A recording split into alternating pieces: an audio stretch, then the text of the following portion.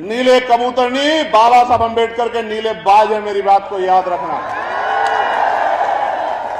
और बाज जब शिकार करता है ना तो वहीं से उठा लाता है जहां छिप के बैठा होता है उसका।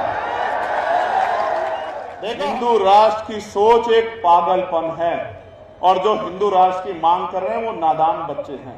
ये मैं नहीं कह रहा हूं। अनमैरिड हो तो क्या किसी दलित समाज की बेटी से आप शादी करोगे तो चेहरे का रंग बदल गया। और यही बात भाई भाई की बात जब हमारा आईएएस है यहाँ संतोष वर्मा, जब उसने की कि भाई आप हिंदू हिंदू भाई भाई की बात कर रहे हैं और खड़े होके कोई उसका पुतला फूंकता है, कोई उसको पीटने की बात करता है, सस्पेंड करा दिया। कल भी मैंने एक नेताजी को सुना भाजपा के कि हम इसको ये कर, निकल जाओगे आप लोग, उसको निकल जाओ, जो हम देख लेते हैं, जाओ हम खड़े आदिवासी समाज के लोग जाओ निकल। भारत के इतिहास में बहुत महत्वपूर्ण दिन है।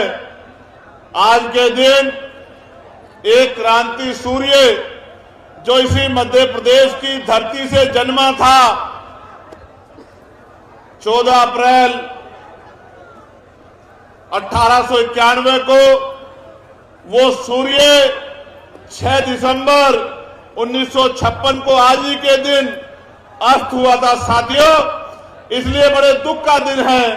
मैं खुद की तरफ से, अपनी पार्टी की तरफ से, हमारे संगठन की तरफ से, एक एक कार्यकर्ता की तरफ से परम पूजनीय विश्व रत्न डॉक्टर बाबा साहब अम्बेडकर को अपनी आदरांजलि पेश करता हूं।